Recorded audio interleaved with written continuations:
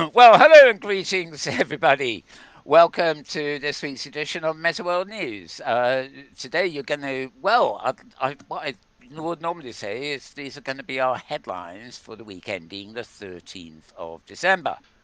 But in reality, I'm going to stick a few in from the week before because we weren't here last week.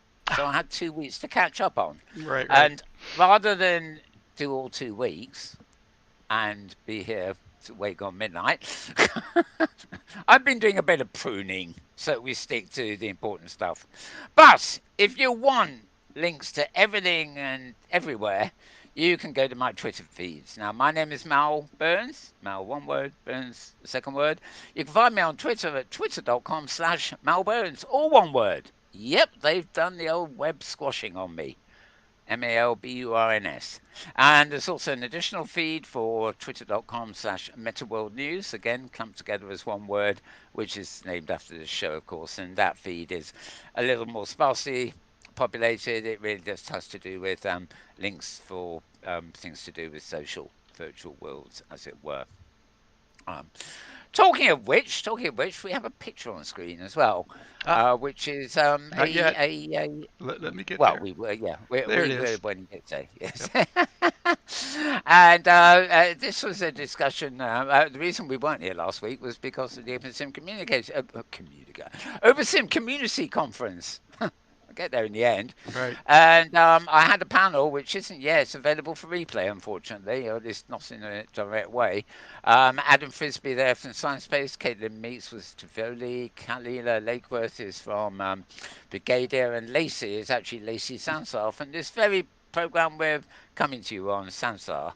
And yes, it was a kind of discussion of all the main virtual worlds. Well, not there's too many to go around now, but it's news about those platforms that is an example when I say what's on MetaWorld News as opposed to the Melbourne's feed.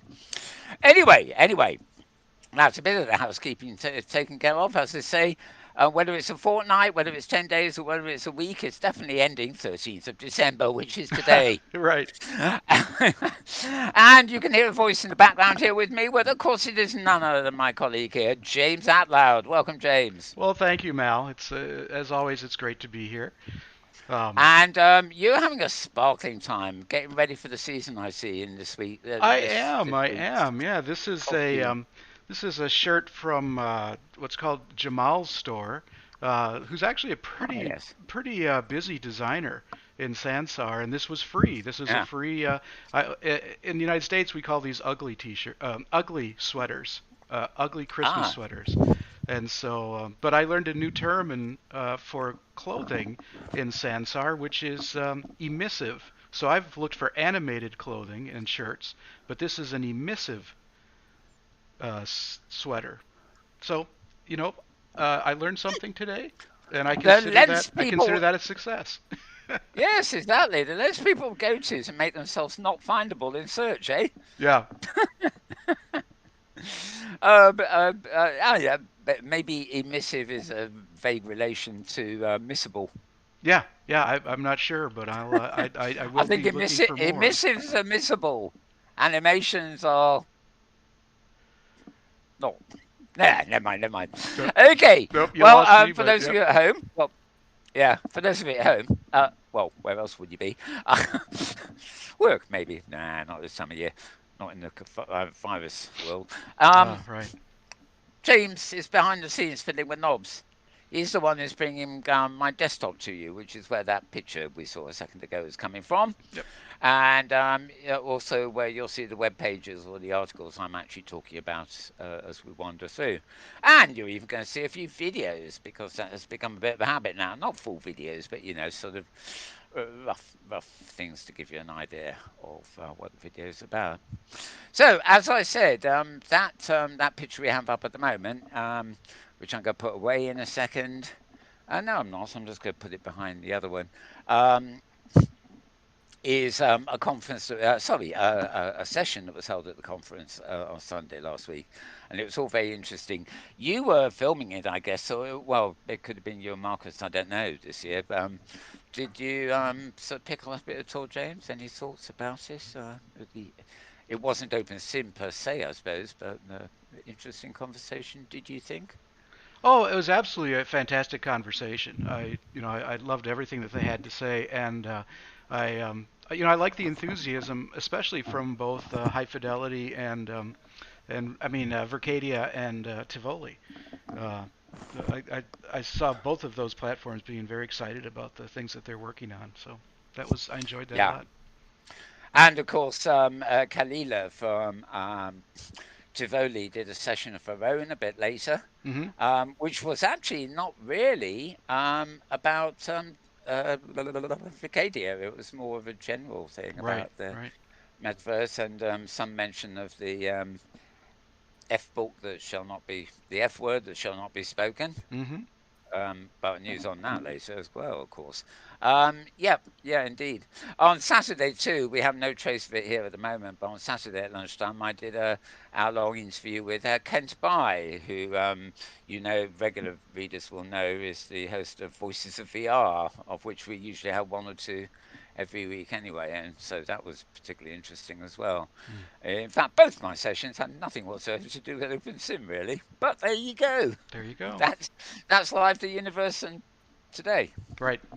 current times, The as it were. times that they are. Yep. Um, hang on, I've got a thing here saying error. Open widgets. Please use keyframe frequency of 4 seconds or less. What is going on here? Oh, Uh, you just changed camera angles? Okay, it seems to be working then. Okay, I've got a monitor on my screen here that's supposed to be showing me the live thing, and I've got a thing saying error and open widgets and stream health and oh, YouTube are just beyond me. Anyway, I think it's yeah, 7 minutes. Yeah, I think it it's looks still fine. I'm live. watching it locally, and it looks like it's fine. So I would say Yeah, yeah, ignore the it's warning. exactly. Well, I'd Yeah. rather not even have the browser open, but they insisted I opened it to go live. Now they're giving me warnings. I don't think YouTube know what they're doing these days. So long as it's Well, getting out there, yeah, we I weren't don't care. live for Okay. the past couple weeks before the conference, so we're lucky to be live Yes, now. yeah, well, this was the way to do it. I realised was that I go on, so I'm in the studio when you log in. But anyway, but that's all technical stuff. So anyway, I'm going to move to various things we're going to talk about here, and talking of Vicadia. This is actually from November 29th, so it was before the conference. And they're talking about Vicadia being founded in December 2019, so they've been around a year already and have done a lot. And they published this 2020 year in review. You'll find this at Vicadia.com, Vircadia.com. Um, but as you can see, they mentioned here six major worlds and events. Startup Asia was a conference and network they were involved with. NDN World, I don't actually know what that was, something to do with the Santa Fe Indian market. Oh, I think I did come across them at some point. Something else in Asia here, CEREC Asia, Startup Festa, Okinawa, where's that? Oh, Taiwan, Japan, Taiwan. They seem to be specializing in a lot of, say, non-American or European events. Interesting too. And coming soon in December now, the NDN World Winter Market. And links for dozens of their community worlds with their users and communities, and also information about commits to the code and everything else like that. So, if you just want a roundup of 2020, the year in review, the first year in review as well, from Vicadia, go to vicadia.com. And with that, I'm going to move on to the nextest of things. No, I'm not. Wait a second. Okay, now this is something that isn't in any of my Twitter feeds. This is actually Avacon Inc., which is, you see there, this is their actual YouTube site. Now, what they seem to have here, I don't know how this is working at all, but They seem to have the conference from last week, the 2 days in one fell swoop here. I don't know which. I think this is simply Sunday because it's 11 hours long. But I did find this link that somebody had very kindly tagged, so that it actually starts right 5 hours 5 minutes in, which is actually the very platform, the very session I was talking about a few minutes ago. I think. Let me just double check that. Yeah, there we are.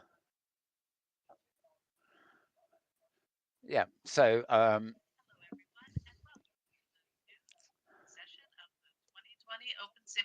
there we have good old Leah introducing me, and there is the session. So you will find this if you go to YouTube and look up Avacon Inc. And basically somewhere there is this thing. Now, if we move through to the videos, there's actually nothing there for this year at all. So I presume you just if you go to Avacon Inc.'s site, that is how you will get to. There we are. Go to videos and you'll see that. Now, um, I presume one of those is Saturday and one of those is Sunday. So if you really want to listen to the whole thing all over again, you should be able to do so by going to Avacon Inc. Here we are at YouTube. So that was just to get that out of the way. I also know that there is another clip of Kalila's talk as well, but that's not published by Avacon. That is published somewhere else, I think, by one of the people at Vicadia. Um, so we'll get back. We'll come back to that later. So where was I? I was here with Vicadia, year in review. Right, we shall move on from here. Where the following three things are actually on the twitter.com Metaworld News stream, and this is a site that you may have heard of. It's called. Now I'll wait for James next time. It's called Vroom, Vroom, Vroom. Yeah, there we go. Right, I knew he'd have it ready there. Right, it's exactly. It is VRROOM.BUZZ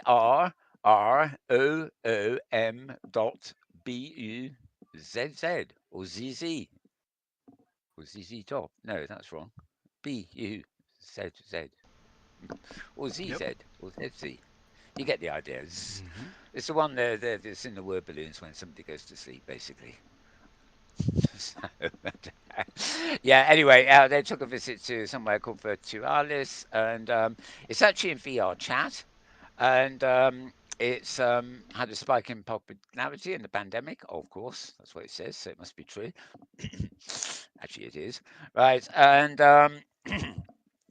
Submarine Channel is a channel, a platform for the people interested in stories told in innovative ways, and they've got a tour agency in VR chat. Let me switch to the web page and see if we can. Here we are. Um, not the most Stuck inside, nowhere to go, looking to get away? Why not take a trip in virtual reality with Virtualis, the #1 tour agency in VR chat? Good morning. Yeah, well, I think that says it all. Good voiceover, mind you. Okay, yeah, so exactly, you go into VR chat and you use this facility. It's a conceptual experiment between art and researchers, and it helps curious travelers discover the bizarre, technically impressive social worlds of VR. Project presented at the International Documentary Festival in Amsterdam, blah, blah. When they say impressive social worlds of VR, they apparently mean impressive social worlds of VR chat, because this is in VR chat. As far as I can see, there are no virtual tools or links going to any other virtual world. But nevertheless, there is quite a lot going on in VR chat these days. So there you go. And moving on, again, this is on the Metaworld News Twitter stream. Um, we don't really cover Bitcoin and all the other sort of stuffs here, really. But this is an interesting article about Vcoin, real world value in the metaverse. Now, this is actually the new digital currency being used by IMVU. IMVU looks a bit like Second Life, but it's very much for very much younger Right, age right. group, probably just teenagers, really. But as I say, it's an exciting time.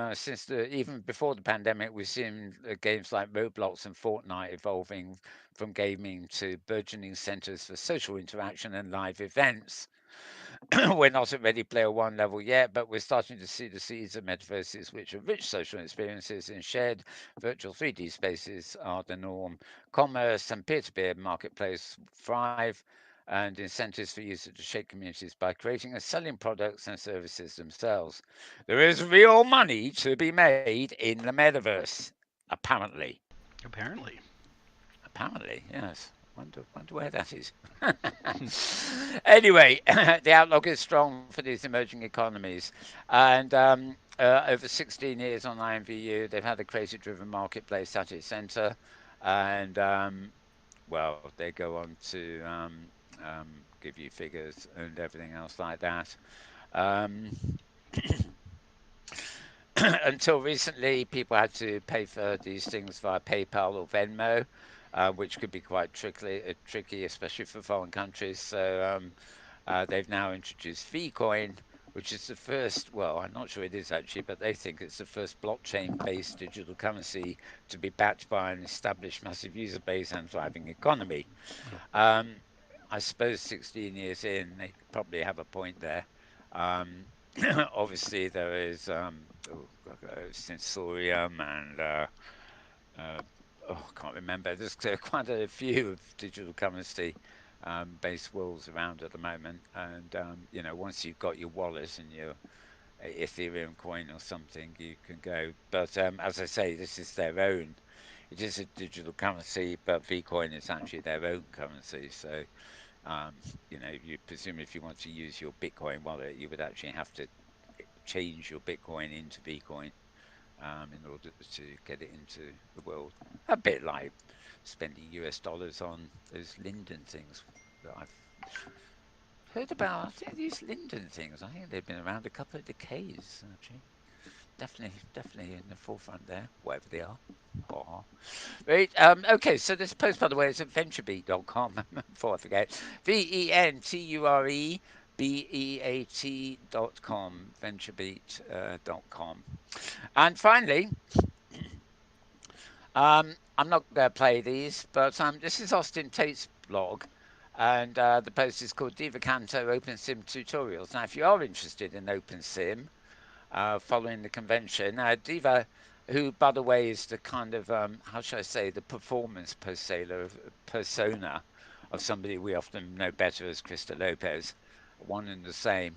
Anyway, and in her Diva Canto roles, she's been doing, I think every day at the moment, she's been going on and doing this live stream telling people how to do things in OpenSim.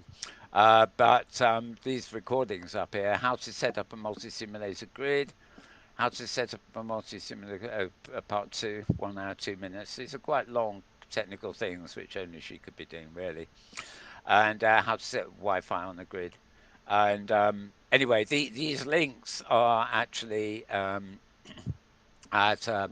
blog.inf.ed.ac.uk, or you can find it obviously, or you can keep her name as Diva Canto, by the way, not Krista, or as a user at YouTube. So you've got Divacanto, and that's her account at YouTube. And there are more than just these three that this particular blog has embedded. Right, so we can move on and ooh, I forgot to I forgot to shut off my ding dong noises, didn't I? Never mind. I hate it when Right. that happens. Yes, you do. I'll figure it out later. It was it an unpleasant one, really, was it? Okay. So So I'm just clearing some items I don't want here at the moment. Um, Now, before moving on to the boring old stuff, the Mal Burns Twitter feed, I'm going to just run through some other videos that are online. Um, I'm going to start here with Deep Down Divers. Um, blah, blah, blah, blah, blah, blah, blah, blah. Yeah. This is Deep Down Divers VR. This is the name of the account. And this is sorry, Deep Down Divers VR. That's the name of the account. And this is program 12. And well, the guest is somebody called A Lot of Money, although the topic doesn't seem to have much to do with money. He is a self described crypto artist and a VR AR maximalist. NFT machine and most humble visual orgasm provider in space. Hmm. Yeah, well, some people are full of it, aren't they? Anyway, this is pretty much of an interview. It runs for about an hour and 3 minutes, and it's edition number 12 of Deep Down Divers. Right, now, on the more technical side, another YouTube clip here. This is from Wacom. You know, they make the pressure sensitive tablets, Yeah. and this is Yeah. showing off their VR pen. It's a pen you will use in VR, basically. This is Wacom VR Pen. This is unlike any other pen which Wacom created before, and it will be our transition point into the next creative future. Wacom's more than 30 years of pen technology and experience are utilized in this breakthrough.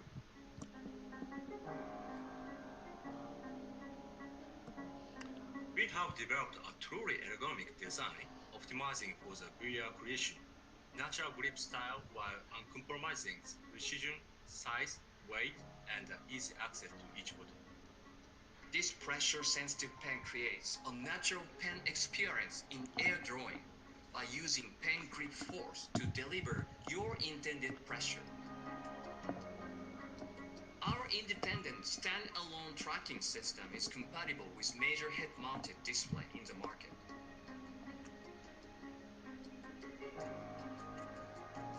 While being able to sketch in VR World, this product also features our EMR Pen tablet integration. It enables creators to combine their 2D pen tablets for accurate sketch or annotation with the physical surface. We are very excited about this product, and we believe creators as well. But we need more right partners to make it penetrate. So I like to welcome to anybody who are so excited with this device. Please join us and let's create together. Thank you. So, bit of PR there. Interesting though. I imagine VR Rosie and some of these, new, 3D artists who are actually, drawing and painting inside VR will be filled with something like this. I mean, there are already tools that allow you to paint in VR. Oh, there's one very famous one. That's the name I forget, of course, being me. Um, but so we're Wacom as a manufacturer of pressure-sensitive tablets are really kind of legendary. I've currently got one of the smaller ones that is just plugs into all my machines and works on Wi-Fi. Um, but they're the leading manufacturer there. There are plenty of other people who do them nowadays, but none of them really are as good as what Wacom did and still do. Yeah. Was the So program you were thinking of, was that Tilt Brush? Tilt Brush, that's it. Yep. Yes, exactly. Yeah, so there are efforts along these lines already, but they don't really have a dedicated interface device for them. They're literally software in the third dimension, so to speak. So this could be quite successful. Anyway, I don't want to hang around too long here. Um, let's see. I'll remove this item as well. Um, okay.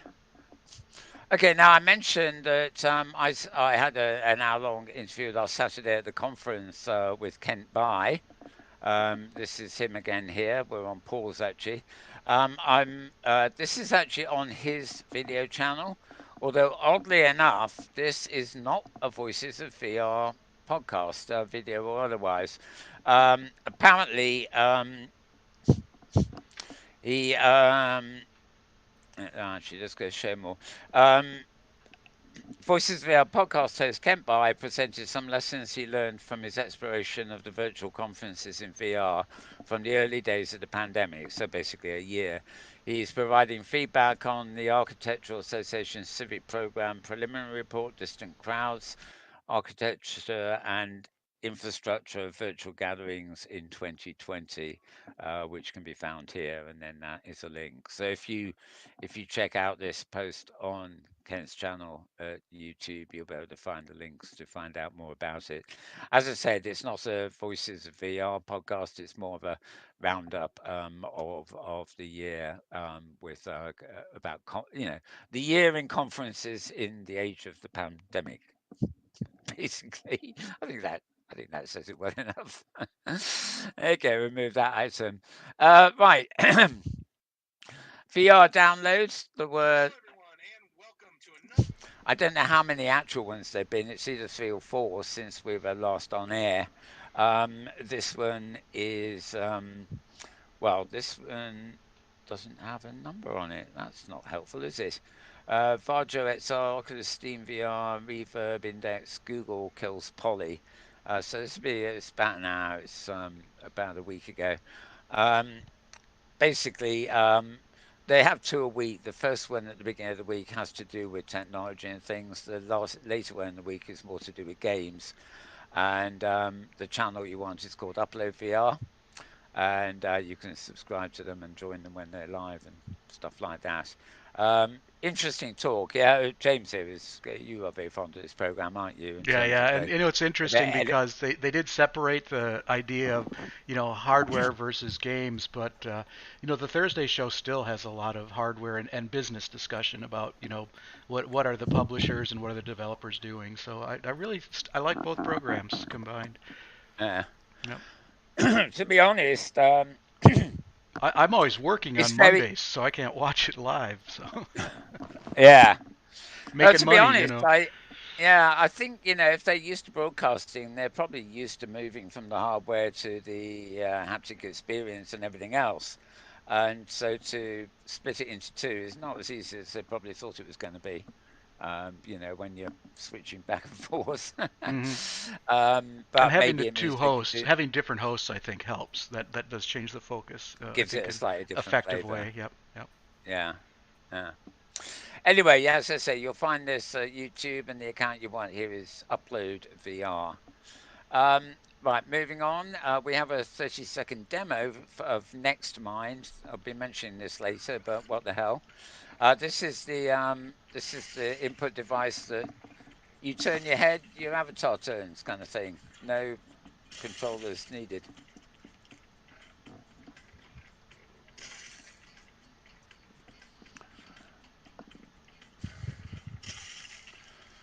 Obviously, teleporter is active. You can move on. obviously made from shooter up people. Perfect. No enemy. The extraction point is not far away. Okay, okay. I think we'll get it there. Right. Very short piece there. So yeah, Next Mind is basically thought controlled headset tech, really. Right now, this is announced as well. Um, I forget where. Oops.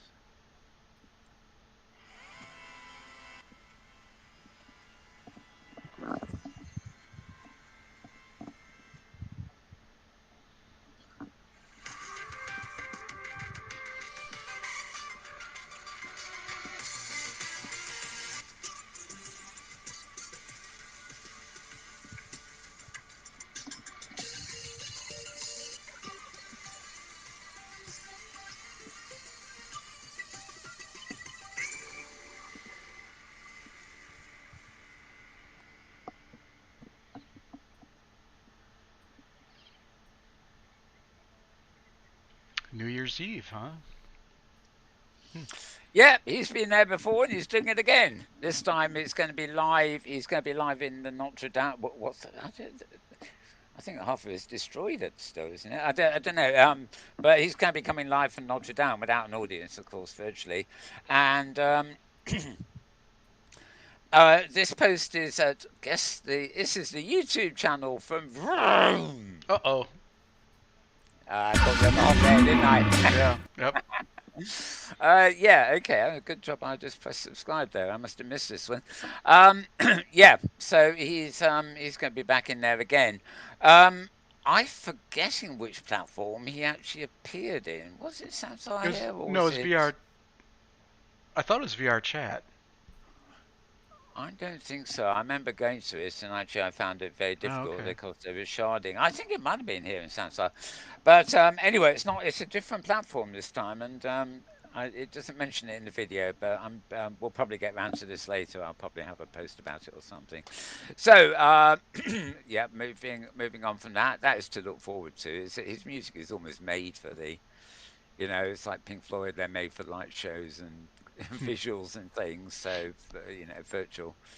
Right. So we're now coming to the stuff of the week, so to speak. And oh no, no, we're not quite there yet. Right. Again, we've got two editions of this. Um,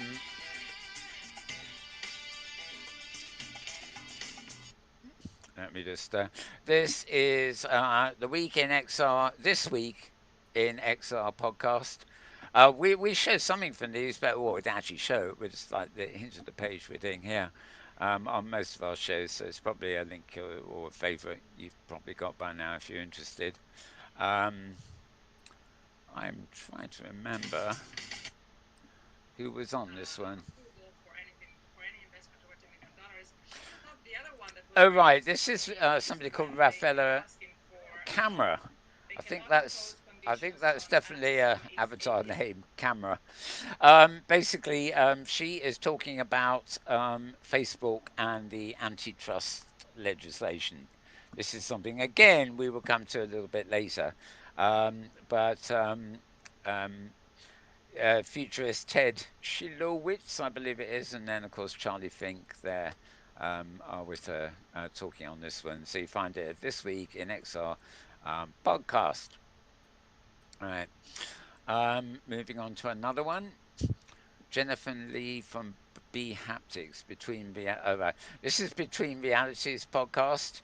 It doesn't look great, but they're quite good on the old talking. And I'll just pause it for a second whilst we scroll in a little. Oh God, why is nothing where it's meant to be? Okay, let's see how it's doing there. Ah, it's doing a wheelie. Here we are. Mentioned Phasmophobia. That game is too scary as it is. If I feel something touch me in that game, Okay, the lady they're talking to in the background there, her name is Jennifer Lee, and she is director of business development at the B Haptics Corporation.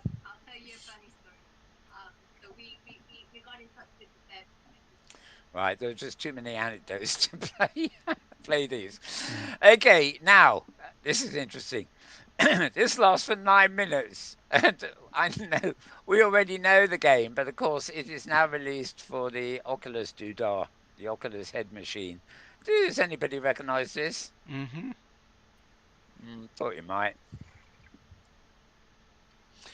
Um, this again is from Upload VR site here, Yep. and basically it's a 9 minute walkthrough of the whole thing, but as seen in the 3D version. It looks very pretty much identical to the early point and click version, although when you're playing it, apparently there are quite a lot of differences where they haven't gone too far from the original, but where they can, they've invented a few special things for the 3D.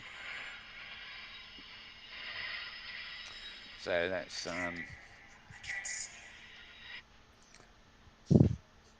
I this is probably the one and only real computer game I ever played. But it certainly turned me. I mean, it was a teaser for what would be virtual reality, really, social virtual reality, because of the nature of the rooms. I mean, I know it's puzzles and you're on your own and things, but simply navigating this environment without being shot at, let alone shot dead,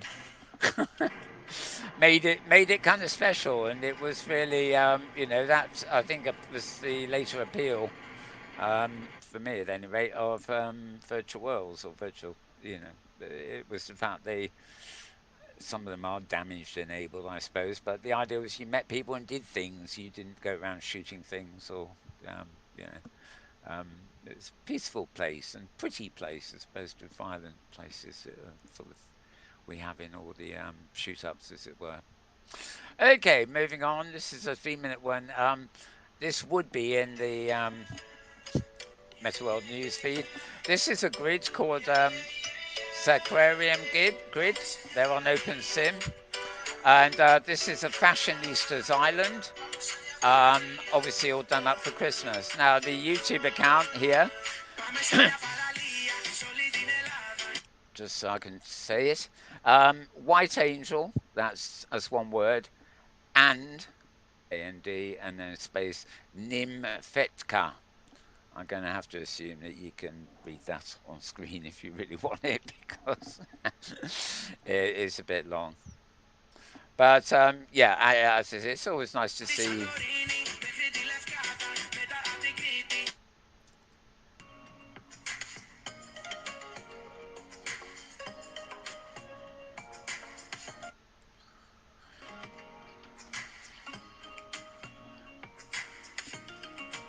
Okay, well, it's about just over 3 minutes of that. It's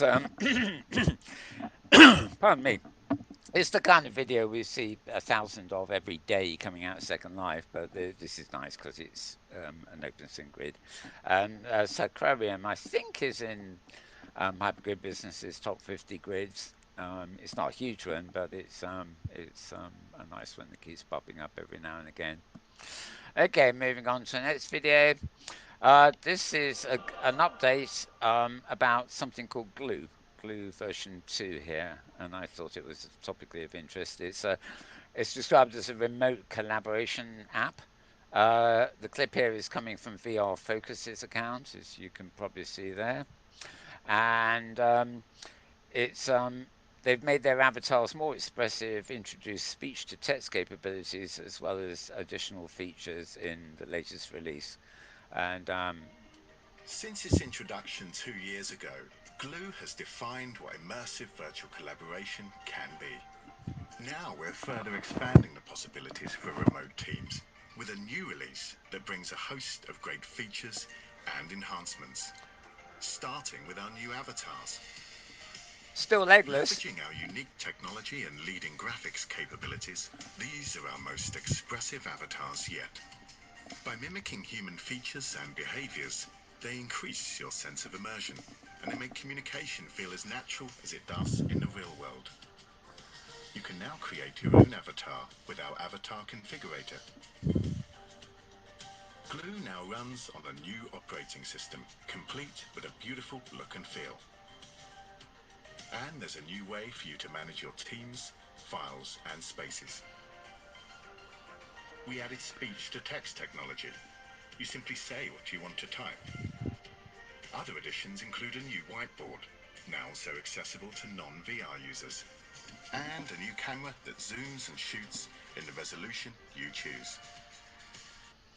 Well, it's 1 minute 50. It's amazing how long these videos seem Yeah, when you're on the when air, you think right? you think they're short. It's the exact opposite from doing our own show, where time flies so quickly you don't realise. Anyway, yeah, interesting platform that. There is in the gaming field. The big buzz this week has been about something called Cyberpunk 2070, and yeah, well, I've always got that as a sort of theme, but there was a tutorial, and it was about customizing your avatar. And even Second Life hasn't got this one, right? There is a slider for genitalia. Indeed. And one end is vagina, and the other end is penis. I'm sure that comes as no surprise to people. But the idea of the slider is a bit weird. The default is in the middle. And well, let's just say Second Life ran away from this. And I think even some of the virtual environment sex worlds or whatever you want to call them don't really go this far. So this is a game, a cyberpunk game. And I was astonished to see this level of customization. I don't know, I guess, what are you going to do with your genitals in the game? I wonder. Anyway, I thought I'd mention it. Don't worry, I have got no graphic examples to show you. Hmm. Right. Finally, we're going to pop back to Sansar here, which is where we are now, Did of you see course. the stories about with Cyberpunk 2077 about genitalia coming through clothing?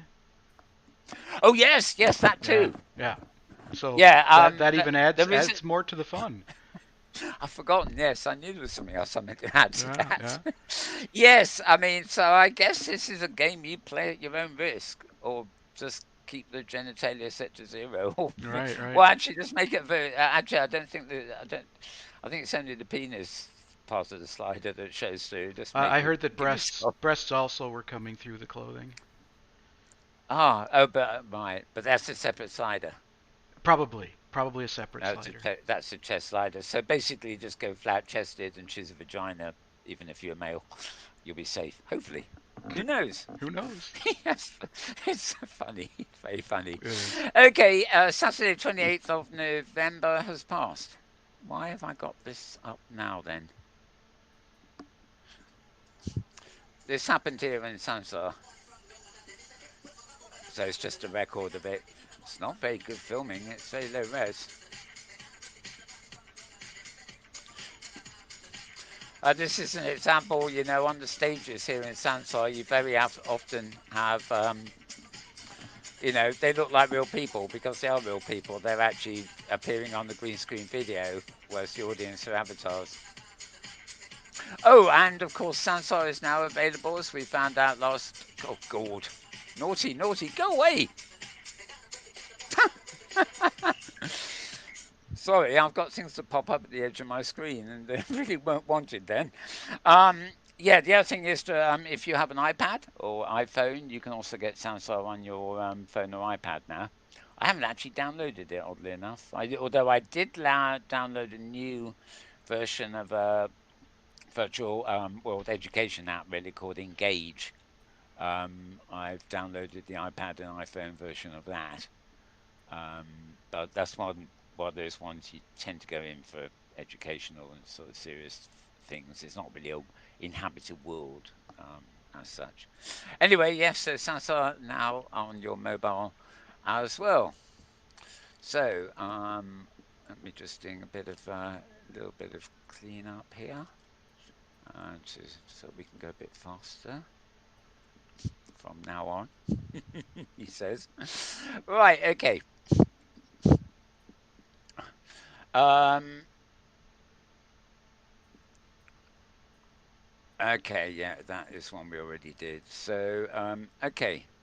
This is we're now back to the Malbones Twitter feed, the normal big one, as it were. This is a site called creativeboom.com. So creativeboom.com, and a new platform by Universal Everything and Human Studio opens up a virtual world for art. This is literally go in your headset and admire some art, basically. This is from Sheffield in the UK here. And their company, the enterprise, as it were, is called Universal Everything, and they've worked with something called Human Studios to create the Center for Impossible Media, which to you and I is a VR exhibition platform that allows artists to showcase their work in tailored virtual worlds. So,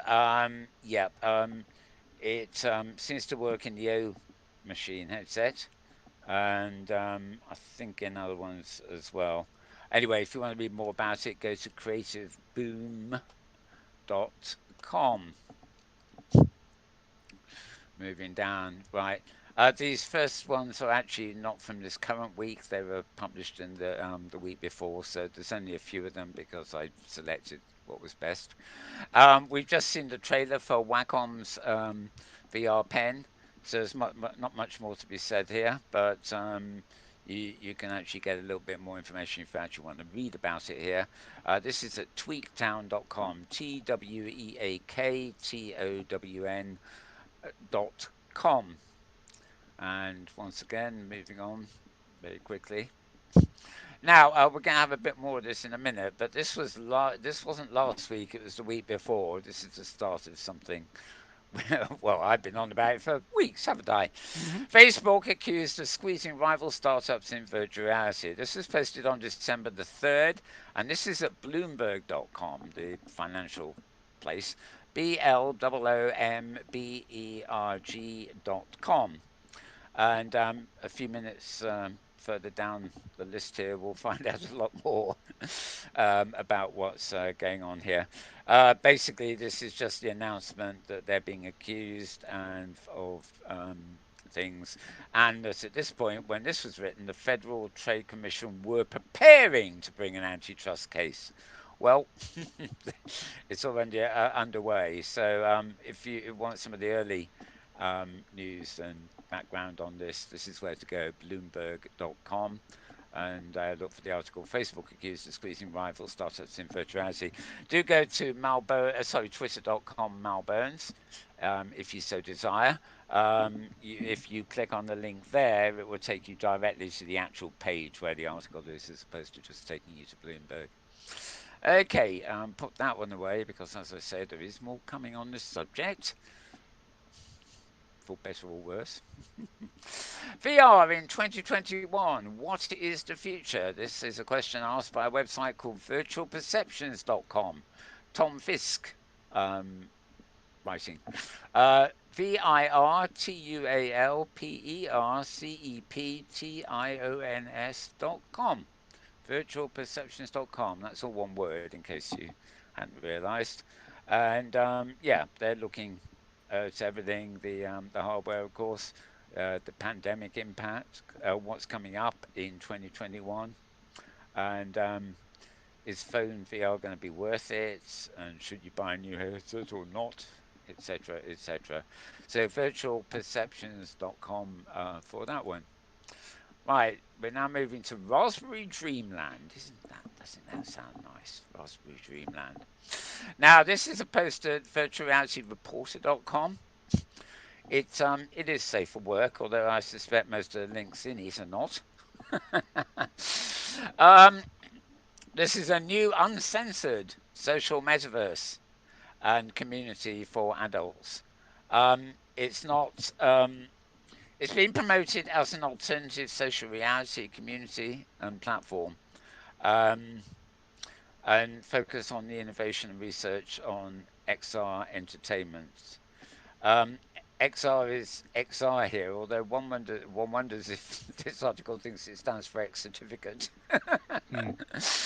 um, uh, they claim to be more than a virtual sex gaming platform or a VR porn site. According to the startup's official website, Raspberry Dreamland is coined as a social web XR event platform and alternative metaverse that promotes progressive and uncensored artistic expression and entertainment with virtual social interaction and engagement, progressive and positive sex experiences, and radical self-expression.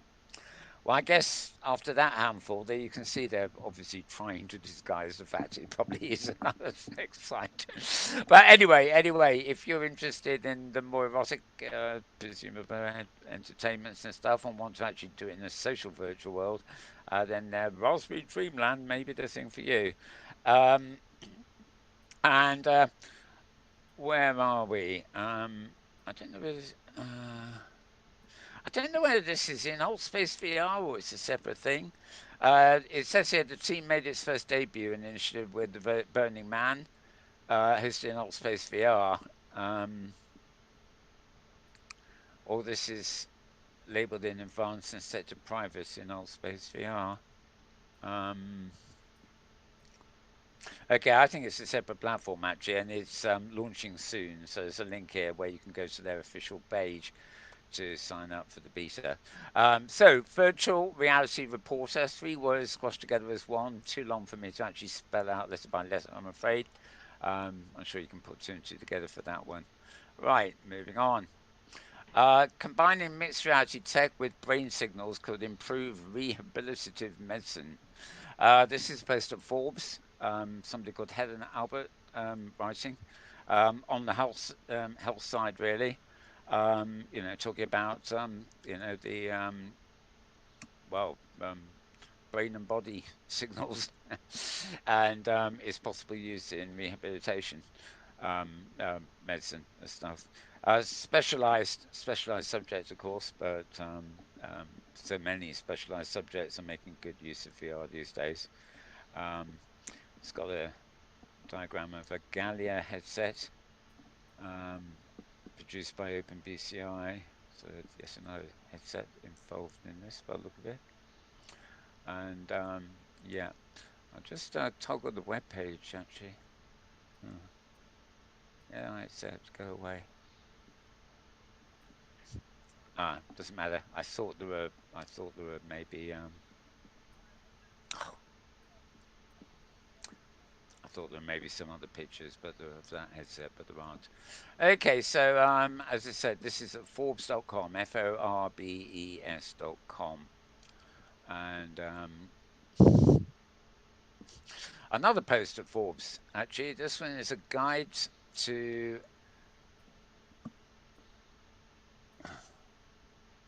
I'm. God knows what this was. I think that has mistakenly ended up there with the previous item, so we'll move from that. I'm unprepared for it at any rate. Right, we're back on. Oh, he's getting quicker. I'm Well, sure I he's could got his see foot the on that. picture that time. I saw the website. Ah, yes, and he's got his foot. You got your foot on the pedal. That I sure did. Oh, wonderful stuff this is, isn't it? Right. Yep. Improving medicines adherence with VR. Um, Still a major problem for pharma and healthcare systems. Well, um, Pfizer again. A program aiming to educate patients through virtual reality. Um, okay, again, technical information if you want it. Basically, what it's about is all in the headline there. So if that is your thing, go to vroom.buzz, VRROOM dot BUZZ. And moving on from that one, we're still at the same site. Dare I mention this? I'll leave that to James. Dot buzz. How VR positional tracking systems work. Um, Very informative. This basically it's a diagram, and it basically goes into telling you, how these tracking systems actually do their work. Um, which uh, it's probably not going to help you use them, but it might be of interest if you do use them to know how it all works, basically. Hmm. Um, so, how VR positional tracking systems work. Again, this is a VR double O, sorry, VRROOM dot buzz. Right. We get an awful lot on that site now. Yeah. Okay, Yeah. now we're now up to this week proper, and as usual, the first thing that pops up at the beginning of the week is this one, the XR Week Peak. And not to go into this particularly, this is scarredghost.com, SKARREDGHOST. Now, this is the one on December the 8th, which is this Monday gone. There would have been another one the week before, since we were last on air, but they actually cover the week before that. So, in fact, the cover this is published on Monday, and it's actually covering the week before. It's a different perspective, different kind of roundup, which includes games and major VR stuff, as well as some of the stuff the new NVIDIA card, for example. Some of the stuff that we would mention, but some other stuff too, as it were. And it's usually quite a long post. Um, so that's scarredghost.com for a roundup of the week before last.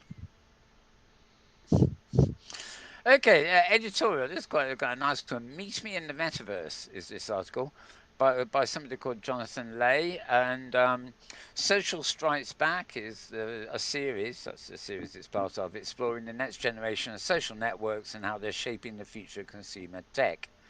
Now, the website is easy but nonsensical, if you see what I mean. It's lowercase a, 1616, lowercase z.com. Yes. If I toggle the website, it's Anderson Horowitz, but again, um, I can't see the obvious relationship there. Anyway, it's an article. Meet me in the metaverse, where things are going, and new social modalities will emerge in the metaverse, etc., etc. Um, 4 phases of content creation.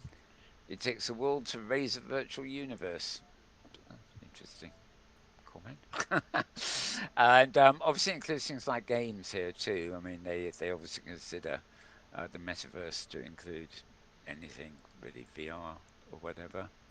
Um, yeah, and there's a whole load of stuff here. Long article, but quite a good read. Although probably covering. Well, it's not going to take it that long, quite frankly. It probably covers emphasis a bit more on games than what we think of as the greater metaverse. But there you go, interesting read. So, a16z.com is the address you want from that.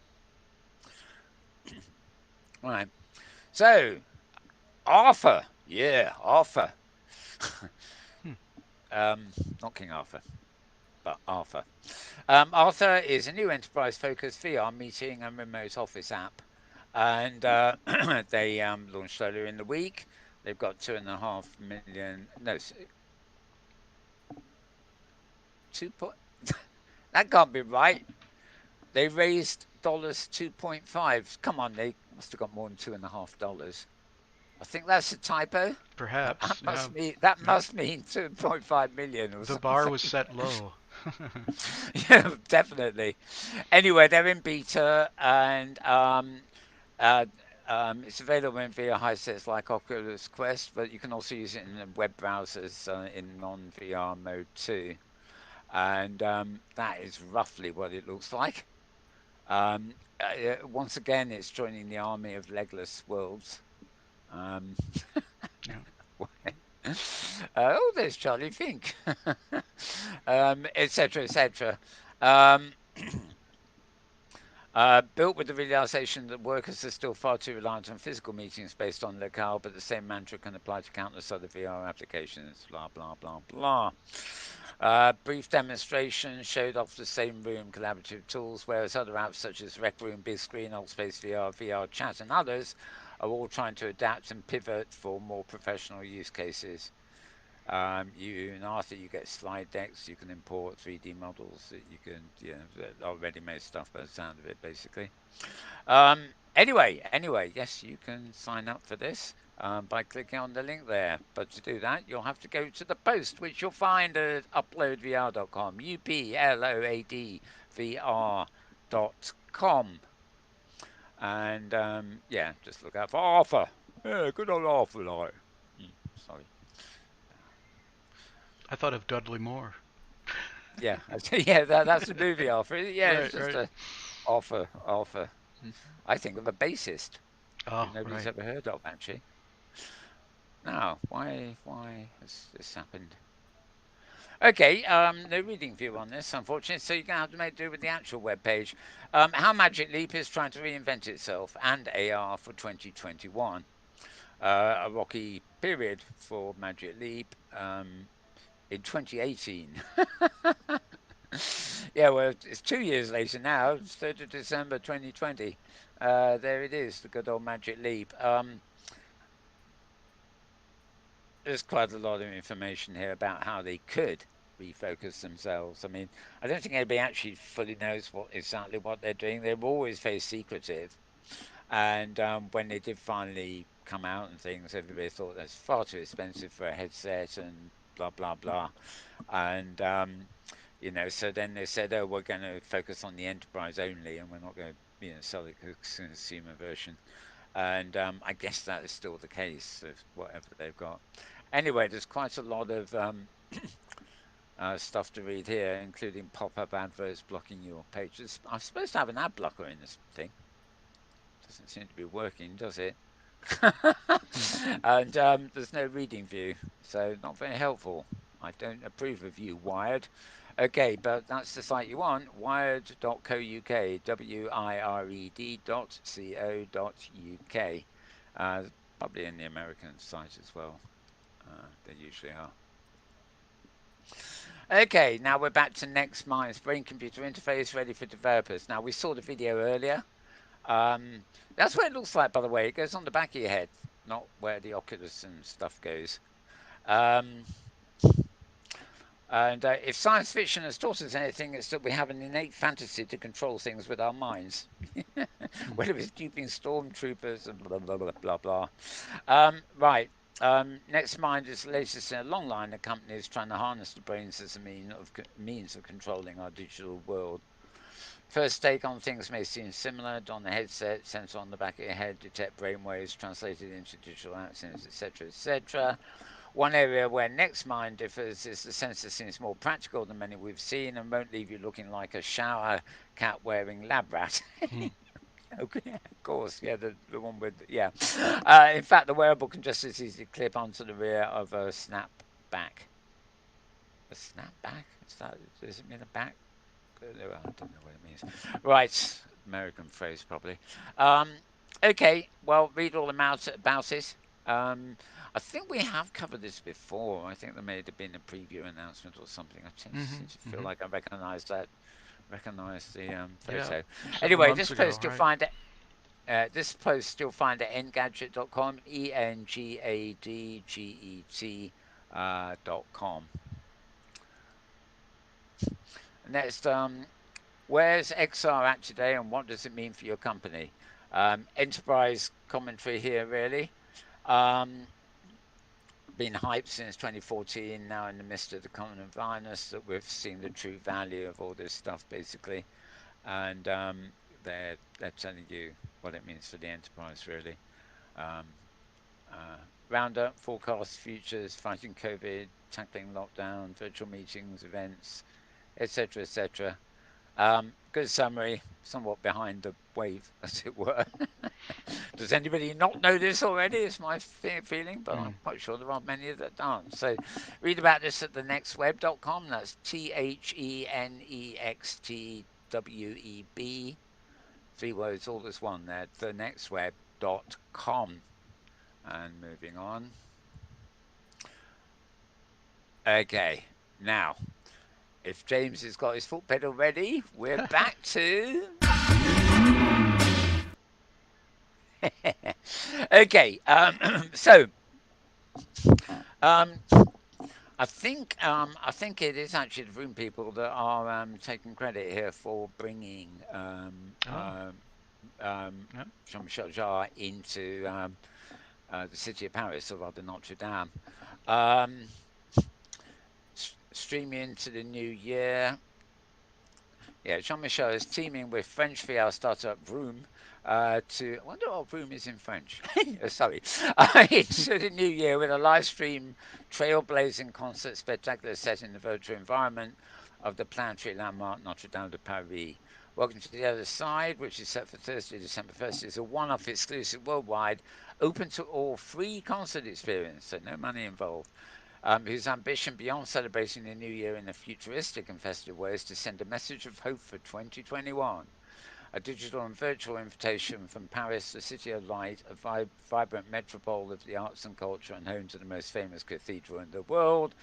Notre Dame has a unique place in the collective imagination. It is a symbol of the strength and world heritage that binds us together. Okay, live stream will be produced as a cutting edge, simultaneously mixed media creation. Welcome to the other side of reality. Welcome the new year. Welcome your personal celebration. Welcome to the global party, all via your chosen dimension. In total immersion in social VR platform VR chat, accessible on a PC or in a headset. Yeah, Live streaming on Michael Michel's other social platforms on any PC, Mac, smartphone, or tablet. Live audio only on Radio France, and live TV broadcast by French BFM Paris News Channel. And as usual, very spectacular poster to go with this too. Very colourful for a boring old church. Sorry. Yeah, it's portrait format here. So there's, scroll down it. That's what the sort of poster looks like, and all the information. I suspect VR chat will be the best destination if you actually want to go into the event, and YouTube will probably be, yeah, YouTube. So the live stream will be BFM's TV on YouTube. So whether you want to watch video or once you want to go in world, um, that'd be fun. Jean Michel will perform live from a studio near the cathedral. Oh, not in it. yeah. While his I would avatar think. plays in. Yeah, well, it's been rebuilt, isn't it? Right, right. While his avatar plays inside a virtual Notre Dame. It'll be a 45-minute concert the show will perform, comprised of tracks from his recent Grammy nominated Opus Electronica, as well as new reworked versions of his classics Oxygen and Equinox. Um, Audio of the concert will be released the next day. Nice. Um, I'm really yeah, so curious if good. it. I was able to use my Windows mixed reality to attend it. When we both tried to get in there in VR chat, but VR chat, supports the more consumer-based Oculus headsets, and Yeah. I wonder if they'll be able to do this in those headsets. That would make a big difference, I think, than just limiting it to PC users. So I'll have to read more about that. Ah, yeah, it says web or headset or video, of course. So Right, they right. seem to be taking everything into account. There Yeah. should be an Um, asterisk it, next to that. yeah. At the bottom here, if you go to the actual web page, which of course is a dog buzz, there we are. It's got these links to the YouTube channel, Yeah, Facebook. yeah. Well, these are basically Michelle Char's links, and the radio stations, Yep. etc. So anyway, good news for New Year's Eve. New Year's Eve is a real pain because when it comes to watching TV, I usually have to choose between the BBC will broadcast the big firework display and whoever the rock star playing on the River Thames is, and the other BBC channel will have Jules Holland's Hogmanay show, and then the independent channel hub ITV3 will have something else. Probably a bit lesser than the other two, but then there'll always be specials like this on. And I always like Hogmanay because it starts about 40 minutes before the hour and goes on for about 1 hour, 40 minutes after. And so, in the middle of the actual program, there's this countdown with all the people in the studio counting down. And then they get Mm-hmm. the military band to come in, do Old Lang Syne, hyped up. Whereas just seeing the fireworks on the Thames and then a bad relay of a badly, the sound on their live concerts. So you think the BBC could do better, but it's usually appalling sound. Um, but anyway, New Year's Eve, a time. uh, there's no monopoly on New Year's Eve. There's plenty of choice. Too much Right, choice right. for mine. I think there should be a monopoly on New Year's Eve, so I don't have to choose. But then again, the monopoly might not be what I want. So let's face it, I can't win. Okay, so that's it for room for now. Okay, we're back to the same site again. Oh It my is goodness. called room VRROOM.BU, Z. Oh dear, last one for a while, I think, at least. VR Okay. meetings, although weird, beat our current reality. I actually thought that was a great announcement. This is another, actually, post about this new app called Arthur. Hmm. Different side, different take, actually. And the photograph. Actually, there does seem to be it's hard to tell whether that's cutting off at the waist or not. Oh, yeah, there's nothing under the waist, is there? Anyway, another picture basically of what it looks like. It looks very derived. I mean, it could almost be a VR chat or something else. Everything looks similar. Oh, here's another new world. It looks like the old world. Um, Welcome Mm-hmm. to the new world, same as the old Same world. as the old world. Yep. Yeah, misquote Peter Townsend on that one. Um, yeah. Anyway, with the new world, same as the old world. Do, do, do, do, do, do, do. Never Now, who mind. wrote I that? better not sing. Uh, Pete Townsend and No, the that was Who. a joke. Oh, right, fair Who enough. who who wrote that? Oh, you clever dick.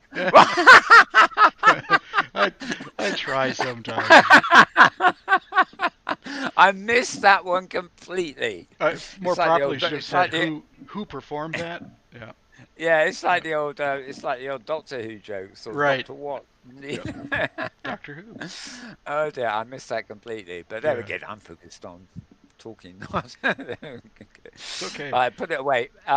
Back to vrfocus.com. Oh, I can see the end of my list. We're not doing too badly. Okay. Right. Remotely visit museums and galleries with curators in 2021. This is vrfocus.com, vrfocus.com. And they're known for a co op party title called Space Team VR. British studio Cooperative Innovations has been working on more educational social experiences. And today it's revealed Curators, a platform where you can take live virtual tours in museums, galleries, and other cultural institutions. And yeah, there you have a statue. Mhm. Not quite sure which museum that is in. It's definitely not an avatar, although it does have genitals. But that's beside the point. Um, well, basically, just you view artifacts and precious objects up close. So it takes you really close. And I have some VR things here that you really zoom in VR and you can see better than you would see in the real museum Oh because yeah. you Yeah. try and get close in the real museum and you bang your head or at least your nose against a glass cabinet. Or you Whereas get told to step back. yeah, exactly. Whereas Mhm. the VR takes you, it's filmed and it takes you right into the absolute detail. Like I imagine somebody somewhere's got a museum where you can actually pick the object up in VR with the right kit. Yep. Not that they trust you to pick the real thing up.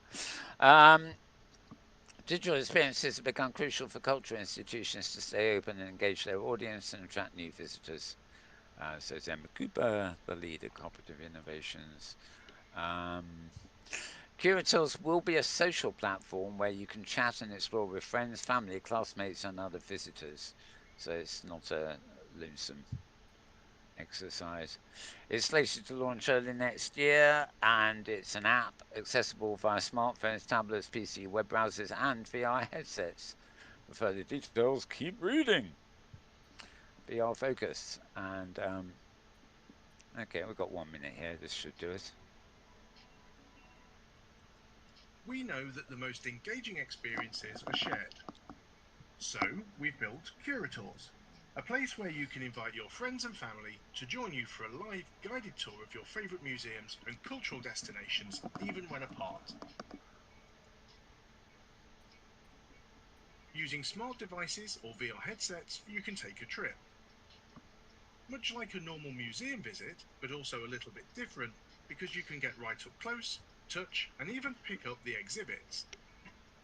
Ah, With a live guided tour, you can ask them questions, activate your curiosity, and learn directly from the experts. We're at the beginning of our journey with this platform. We have a demo museum and 2 partner organisations signed up, and we'd love to hear from more museums, galleries, and cultural organisations to be a part of our public beta at the beginning of 2021.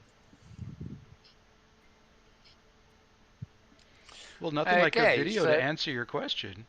That was good. yes, it did, didn't it? Yeah, you Mm-hmm. can pick it up. You Yep. can pick things up. Very good. Yeah, exactly. Yeah. Should have played the video before I commented, shouldn't I? Right. Okay. So yeah, that post, that page, and the video too is at vrfocus.com. It's a YouTube video, so you can click through to VR Focus's YouTube channel as well. Yeah, actually Okay, a clever name next too. we um, oh, oh yeah, here we go. Alright, it's taking a while to convert the web pages today for some reason. Right, Sensorium and Mubo develop AI-driven DJs for virtuality concerts. This is venturebeat.com, venturebeat.com. And yeah, do you really want an AI DJ? I can imagine this is part of the Sensorium virtual world. Um, it's a music-based concert virtual world, providing simulated virtual experiences. Um, do I really want a virtual DJ any more than I want a Spotify playlist that's been worked out by some algorithm? I don't. Maybe it's just me, but I mean, I want to play my albums in full on Spotify. I don't want to create playlists of just my favorite tracks, or maybe once in a blue moon. And I might do something like that if I want to broaden out, broadcast a radio show and just relay Spotify tunes. But I don't want an AI kind of DJ. I don't know whether it be an avatar or what on stage in front of me playing tunes. I mean, any human DJ can probably do it a whole lot better because they have taste and different styles and integrity and things. I don't imagine any.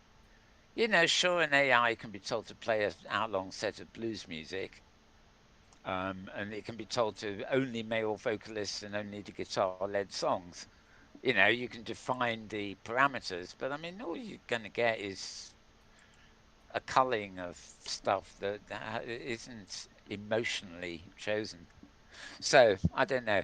Anyway, anyway, I think like the um, previous article or an early article is if you can't have a real DJ, yeah, sure, I'd have an AI DJ for my mostly for an event. If I had to have a uh, virtual world event and I wanted a dance party, maybe a virtual DJ would be good. okay, yeah. If like you're on your own and you haven't got your own favorite music to play. Yeah, yeah, Okay, the company provides photorealistic avatars, virtual characters that look like real people. The virtual DJs will autonomously create a constant flow of ever changing music that adapts to all kinds of moods and environments. It's another attempt to stave off human loneliness by filling our lives with artificial Oh, well, it people. turned dark there, didn't it?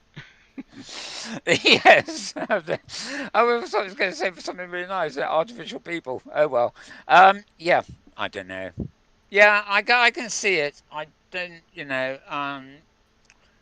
there's so much music on the web now, Hmm. not just through Spotify and and you've got traditional radio, which these days I tend to, I've got Spotify Pro, and I spend £10 a month to have all my albums online, and I'm busy listening to the radio because DJs do actually they're human DJs. Do actually, it's like having a person in the room while the music's playing, Yep, Um, yep. that kind of eases loneliness in a way that I suspect if I was, just playing music all the while, I wouldn't get. It's nice to hear the comments by a DJ and the news come on the hour, even if it's only for 2 minutes. And I don't know. I don't know. We're each to our own, really. Hmm. But yeah, I don't think I would have much time for this, to be honest. Somebody should Although do I a like, study. yeah. Well, I imagine there will be in the end. I mean, this Right, right. since someone was founded in 2018, but all these things. That's a video we've shown before.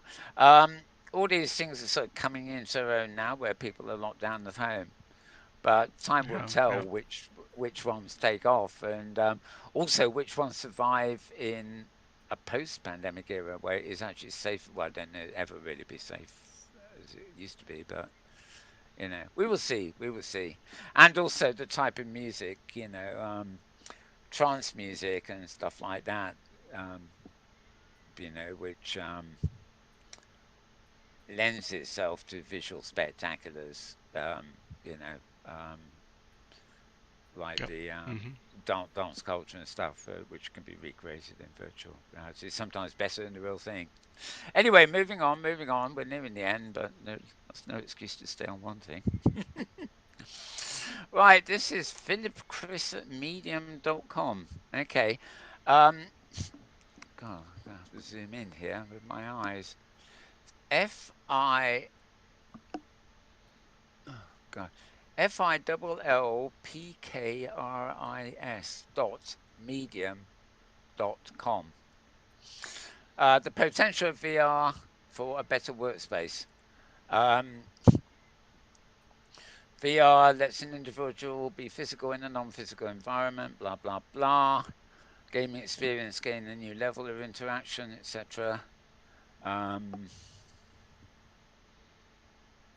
this is very, yeah, this is slightly academically written, as in the citations and stuff and the links. Um, okay, the world created for you to feel good. That doesn't look like a workspace environment to me, but there again, was the um, I guess it yeah, depends on your but work. yeah, well, exactly. The article actually says a better workspace, but it just seems like an article that is promoting virtual spaces all over really, with a bit of an emphasis on Alloverse. Hello, hello, hello. Hmm. Are you Alloverse? Knock, knock. Who's there? Hello, hello. Hello. Alloverse. Never mind, never mind. That didn't work. Right, put it away, put it away. I told myself. Right, now we're talking to Kent By earlier. It's a wonderful interview I did with him on Saturday last week, not yesterday, the week before at the Open Community Conference. He really gets around and knows a hell of a lot of stuff. Mm-hmm. One could have actually had done a whole day interview with him, to be honest. Yeah. This is a rather odd one. This is voicesofvr.com, so that's VOICESOFVR.com. Voices VR, all one word, of course. And primer on Whitehead's process philosophy as a paradigm shift and foundation for experiential design. Blooming heck. The book the book cover looks like a book cover from 1,000 years ago. But let's move on. Virtual reality has the potential to catalyze a paradigm shift around our concepts about the nature of reality. And one of the most influential philosophers on my thinking has been Alfred North Whitehead, whose process philosophy emphasizes unfolding processes and relationships as the core metaphysical groundings rather than the static concrete objects. The Stanford Encyclopedia of Philosophy entry contrasts some of the fundamental differences to Western philosophy. Now, I'm going to stop at that point. Okay. You can read it. You can read it, folks. This is actually, this is a good point. I think this is just an article. Um, and I'll tell you why. Um, listen to this podcast doesn't go anywhere. The real reason why I think it may actually be just an article, maybe a primer for a podcast that's coming shortly, despite it having a number. The reason I think that is I actually subscribe to the podcast in the podcast player, and I don't recall that one coming through this week, and that actually is where I listen to them if I'm going to be listening. Because I have the podcast player playing independently of my web pages. So, yeah, I don't know. Anyway, go to voicesofvr.com for more on that, and certainly there's quite a few links and information there. And maybe look out during the week for an actual podcast that will go with that. Interesting. I haven't known um, him do that before. A podcast without a podcast. Mm. Oh, James, you're gonna need to put your foot on the button again. We got two more Again. from the Okay. we got two more from the same site, and this actually is the ones I was. It's a recent, and this is um, right.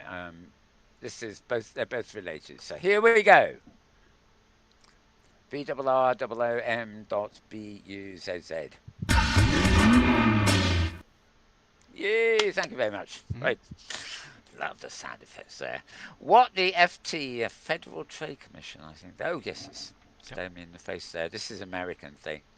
Um, as mentioned in the earlier thing from last week, they actually have launched this lawsuit against Facebook, and a lot of people saying it could be the end of Oculus, which is interesting. I mean, basically, if even if it's as simple as spinning out Instagram, WhatsApp, Oculus, and all the things that aren't Facebook from Facebook, um, clearly Oculus is an investment play that is tied into Facebook, and without Facebook, Oculus is a standalone thing, might not be as attractive as what they can get out of Facebook's XR organization. Um,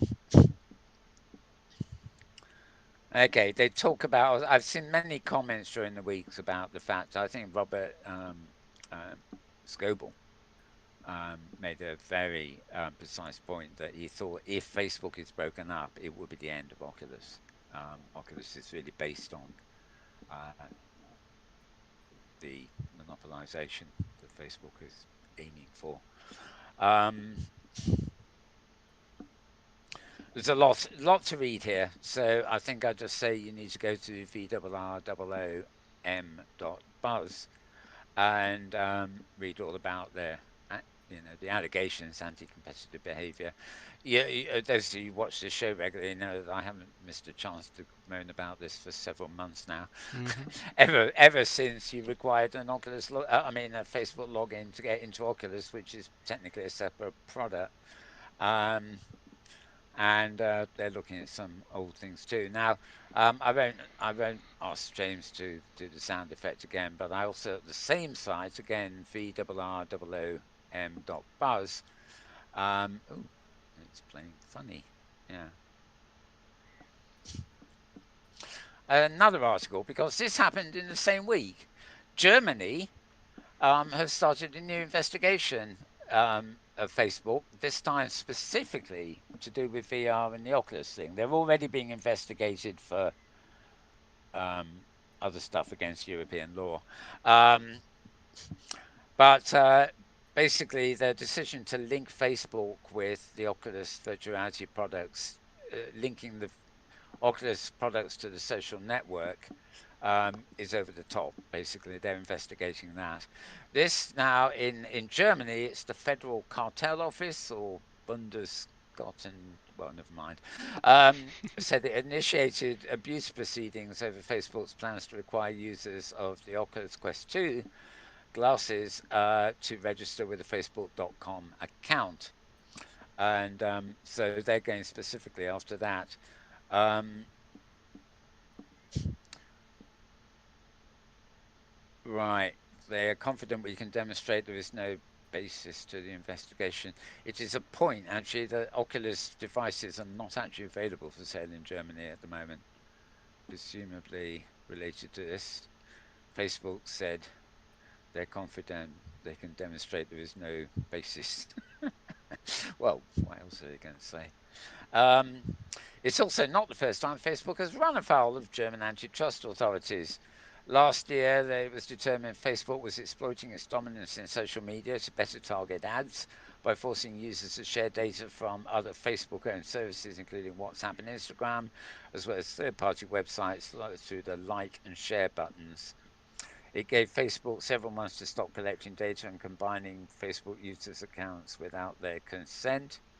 They haven't done that, of course, but Facebook appealed the decision and the court ruled it did not have to comply with, right, it didn't actually have to comply with the regulations until the actual case had been decided. So Facebook's carrying on until they're told definitely by the courts they can't.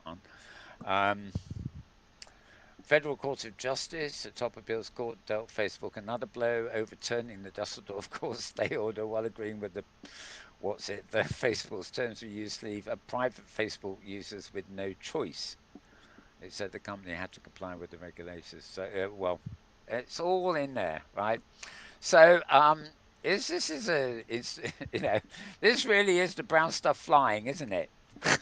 Uh, I don't know. I've been going about this for ages. I mean, the American, it basically it's like a I don't know what the Monopolies Commission in the UK does, but um, it's interesting that the orange egg git isn't even out of the White House yet, and this is going on. You would expect this sort of thing, breakdown to be something that will come in with the new government, but Yeah. I don't know. I mean, so many Anyway, times this they can said, it can just be posturing. You know, the government's just posturing and saying we're keeping an eye on you. It could turn into something, but it also could be the salvation of Oculus to break it off of Facebook, because then Mel Burns would buy an oh yeah, Oculus. yes, it is very true that Yeah, I would be delighted if it was a separate company yeah, and the profits, more to the point, weren't going into Facebook. yeah, yeah. Um, yeah, so I mean, yeah, it can be done. It's like Samsung operating separate from Linden Labs now. I That's mean, right. it's proved, here it's proved to be fine, and yeah. So yeah, I don't know. I mean, I'd actually like to see Facebook, the whole organization, nuked to smithereens. I don't know how you do that, but okay, moving on. We are now on bloglarvavirtual.com. So this is blog dot laval dash virtual.com.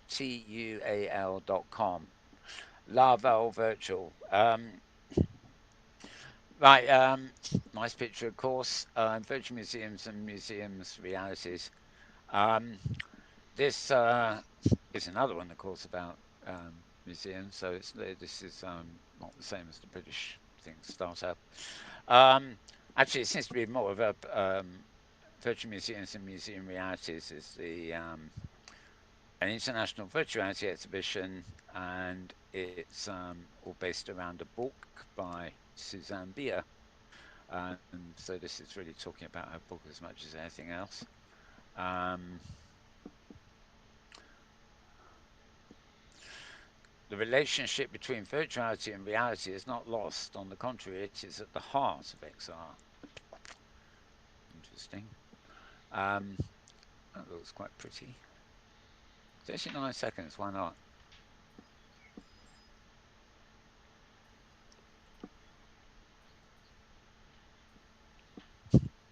Doesn't matter where this avatar Qu'est-ce is. qu'une société d'auteurs? Vous avez toujours voulu savoir ce qu'est une société d'auteurs. Alors, qu'est-ce qu'une société d'auteurs? Qu'est-ce qu'un auteur? Tout d'abord, il faut savoir. Vous avez toujours Okay, well, we savoir don't probably don't understand that anyway. So I must say that Avatar doesn't need to be legless. He's on a On a tricycle, he's right? got he's got, he's got a disabled floating science fiction thing. Oh, and that's good old Second Life. Well, it might be open sim actually. Hard to tell. Recognise the pop-up. Yeah. God, I've got to do something about That's my WhatsApp window popping up there. Oh, It's a bit of a nuisance. I should actually change it to something palatable. Right, yeah, that would do. Calendar of some sort, I think. Right, yeah, anyway, let's face it, more about museums and stuff like that. No, quite long article to read there from Suzanne Beer, and I think this, well, it's blog.laval-virtual.com. Um, It may be a medium too, but that's the one I got up here at the moment. Okay, removing that. Okay, 5 more posts to go. Cosmos video. Oh, okay, it's a different. Anybody remember Club Penguin? I don't. It was a bit. No, it was a lot of people used to talk about Club Penguin back in it's been around I think as long as Second Life. Oh, okay. It's a kids thing. It's very much a kids thing. And I think it was always the sort of thing of, oh, you start in Club Penguin and graduate to the teen grid of Second Life and then to Second Life kind of thing. Oh, Uh, okay. but anyway, this thing called Cosmos Video is described as a Club Penguin for adults to socialize and work. And it's raised 2.6 million from local globe, whatever that is. Um, all over the world, startups are piling into the space, marked virtual interaction and collaboration. But what if a startup created a sort of Club Penguin for adults? Um, Cosmos Video has been a virtual venues platform for a while, allowing people to work, hang out, socialize together, and it's now raised money. Um, uh, founders, whatever. It allows users to create virtual venues by combining game mechanics with video chat. The idea is to bring back the kinds of serendipitous interactions we used to have in the real world. You choose an avatar, then meet up with their colleagues or friends inside a browser-based game. Good point. Good news there. And as you move your avatars closer to another person, you can video chat with them just like you might in real life. This is interesting. The competition is the incumbent video conference platforms such as Zoom and Microsoft Teams. Now, I don't know how many of you follow Philip Rosedale, who originally founded Second Life, and he's got the Hi-Fi. The 3D is no longer, but he has a 3D audio app for Hi-Fi.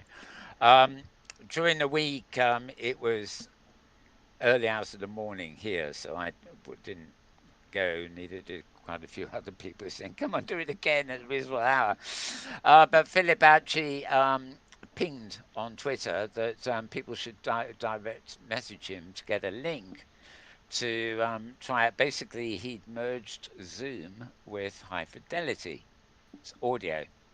So the Zoom call looked like a Zoom call, but the voices were coming from different sources, like voices in a room. So you'd have six people in their video pictures in the live call, but depending on your sound setup, especially if you're wearing headphones, you would be getting spatial sound. So one person would talk from the left, another on the right, another in the center, another from behind you.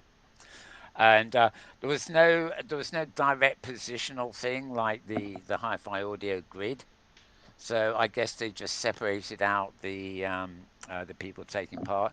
Apparently, it started off with no spatial audio, just like a Zoom call, and then they phased in the spatial audio so that the people on the call could experience the sort of widening soundstage, as it were. And yeah, a lot of people have been hiring Philip say, "Can we have? I want to try it. I want to try it." Hmm. Mm-hmm. So hoping he might actually ping one that's in more reasonable hours for Europeans like me and Chaos and various others. So he has a lot of Facebook, sorry, European users following. Yeah, I don't know why I said Facebook then. It's hard to think you got Facebook on the mind. I can't get it off. Mm-hmm. Right. Anyway, so that's interesting. It mentions that calls on those platforms have a set agenda and a time box, rigid and repetitive. On Cosmos, you sit on the screen and consume one video call after another as you move around the space. So it's mimicking serendipity after a fashion. That could be quite interesting. Now reading a bit more into that. Anyway, this article is at TechCrunch, techcrunch.com. That's techcrunch.com. Don't forget, you can go to twitter.com/malburns and find all these links where if you click on them, you can get direct to the page as opposed to just a website hosting it. Right, moving on. Okay, the latest edition of This Week in XR. Oculus under the microscope with other Facebook properties. This is Charlie Fink's take on what I was mentioning earlier. As you can see, Zuckerberg is getting a bit warped by the look of it. Don't know quite what that's all about. Oh, he's going to be testifying to the House Judiciary Subcommittee anyway. Um, okay, well, this is Charlie Fink's. This is at Forbes.com. Needless to say, Charlie does his stuff most of the time, and actually, there's a whole lot of stuff here, and more on the after technologies and various other stuff here. So this is another roundup post. This would have literally been, I think it's Friday evening, or it looks like I would probably have got this yesterday. Um, it has the time, but it doesn't have the date. But never mind. So the week in XR. There you are. It's the same name, of course, as the podcast on YouTube that we saw earlier. Though they are very different things. This is a post of Forbes. The YouTube thing is more interviewy. It's not just an audio version of the same thing.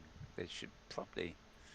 Uh, it'd be better if they had a different name for the video from the website. But there you go. Right. As I said, Forbes.com, Forbes.com. Right. Oh dear, I've got two more for you, James. Oh no. Get your foot on the buzzer Oh my. because the benefits of VR fitness on the brain. Yes, no more putting your foot down in that car, James. You've got Mm, to get out and run. okay. 'Cause- but you can run in VR because it will still toss up your brain a bit. Okay. Yeah, you get the idea. Um, Obvious. This VRROOM dot buzz. Maybe we should just have a Lower section of, third. no, we should have a section of Metaworld News, which is called Oh Room sure. News, Right. because so many pages these are coming up on. But it's becoming a very predominant site these days. Right. VR has many benefits for the mind and the body. Let's take a peek into how exercise in general helps our minds. And yeah, um, I'm beginning to.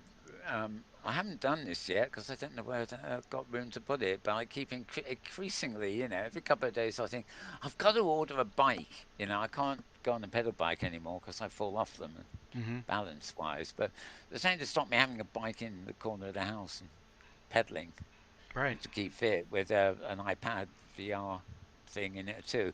I don't know where I will put it because my floor space is. I think the biggest floor space I've got is 1 square foot that Mm. hasn't got anything on it. But Mm. there we go. Mm-hmm. Um, it's good. Increasing your blood flow, improving your memory through the breathing. Yep. Yep. Um, uh, Hippocampus. I don't know. Every time I see that word, and it's a medical word, but I always think of hippopotamus. I don't know why. I mean, Mm-hmm. Right. never mind. It can decrease overall stress. I would tend to say that is the case too. Yeah. Um, yeah, so exercise is good for you, and if in days of lockdown you can't get enough of it, then maybe VR can help in some ways. So in most cases, I think it does require doing some exercises, even if you're visualizing virtuality while you're doing them. I mean, if you've got space to move around on the floor or whatever and you're in a headset, then it becomes infinitely easier, I imagine. Um, yeah, but quite important, especially it's beginning to look like midweek. London here will be up in high lockdown again. So Indeed. Yep. I have a comment. Right, since the beginning of the week, the COVID cases in London have been rising exponentially. I mean, they've really been rising, rising, rising. And at the beginning of the week, somebody said, "Oh, it looks like London should be in tier three," which is true because it's a worse situation here now than it was in other parts of the country that were put into tier three a while back. But we don't find out until the cabinet makes a decision on Wednesday or something, and maybe they have to put it through Parliament. What is the use in changing our lockdown to tier three 11 days after it was needed? It is daft. It God it knows why they have boggles the it. mind. Yeah. Yeah. Well, the MPs, especially ones who, they're more interested in the economy than the nation's health. They demanded that any laws like this were taken through Parliament, and of course that's another bureaucratic process in a way. Anyway, on Wednesday I Okay. suspect Okay. Yep. we will get the information, but I don't know. There'll probably be nobody left alive in London by Christmas, so it probably doesn't matter anyway. Anyway, that was another. So finally, we're back to Roombas again. Don't worry, James. I'm sure you've had enough of the foot pedal. Oh, This is I'm actually, fine. I can play the yeah, foot this pedal is a lot. okay. This is the last one. Virtual rape: the dangers of immersive technology. Mm. And this is mostly coming for Australia's e-safety commission warned of new harms, mostly because of the hyper-realistic technology in VR headsets and haptic suits. And well, I suppose they feel that um, In 2016, a gamer wrote about experiencing a virtual sexual assault while playing the fantasy game QuiVR. Um, she'd been playing with her husband and brother-in-law, both of them together, eh? Dear me. In a multiplayer mode when she was groped by another gamer. The virtual groping feels just as real, she wrote at the time. You're not physically being touched, but it's still scary. Well, yeah, I mean, I have heard this before. It's like in Second Life, when I first went in there, I used to fly, which I thought was. It's only after a while I realised, well, yeah, why am I flying everywhere? I don't like heights. And I actually later realised that if I stood on top of a building in Second Life, I didn't like it because it was too like the real world fear of heights. So very different ways. And I did get attacked by another avatar once who managed to flatten my avatar on the ground and mount me. Um, Another male avatar isn't to add even worse. Um, but you can log out. It was sort of said, well, the shock is so much that sure you just quit or log out, but if the effect is bad enough, your mind doesn't think of that anymore. Your mind feels of the problem of the engagement. And I hear about this stuff, and I think when it comes to avatars, it's all a little bit overblown. But they do point out near the beginning, in a different context, that the almost photorealistic presences you have in VR headsets, and avatars being able to touch each other and stuff like that. I mean, let's say a couple are online together, right? And they're wearing haptic suits with sexual attachments, should we say,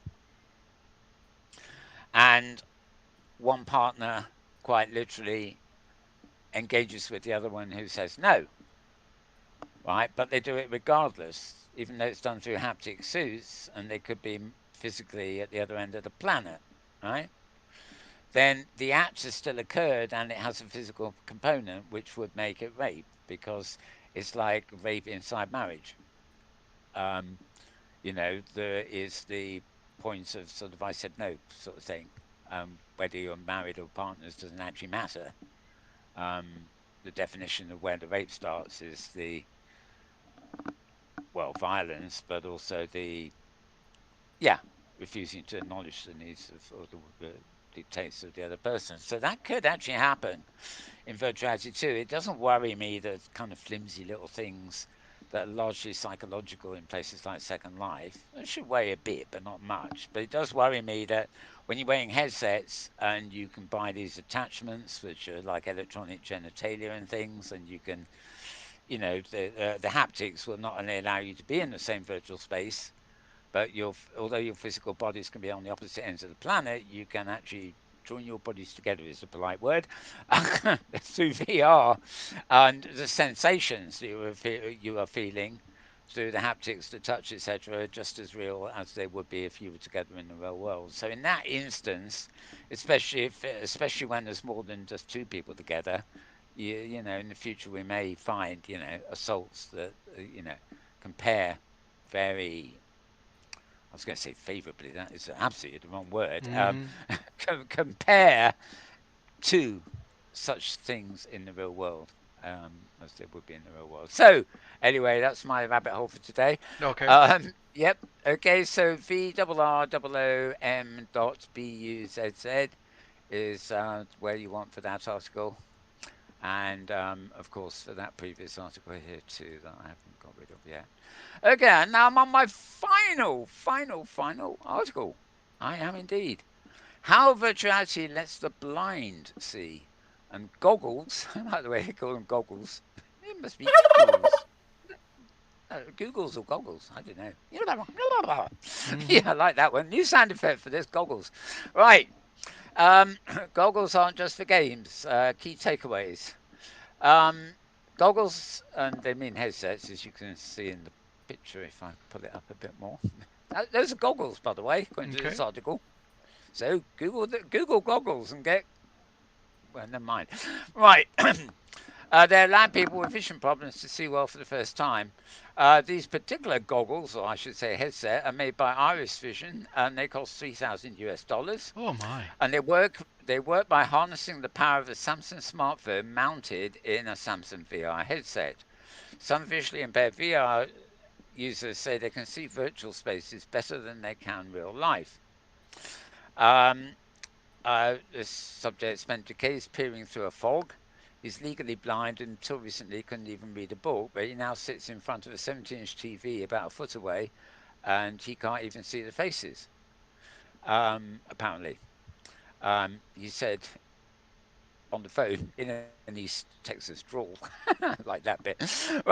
Everything changes though when he puts on a pair of virtual reality goggles. Now I can see, he said bluntly, but with an edge of glee in his voice. Hmm. Blakely is 72, lost most of his vision to macular degeneration. Doctors told him that his condition was caused by exposure to Agent Orange during his service in Vietnam.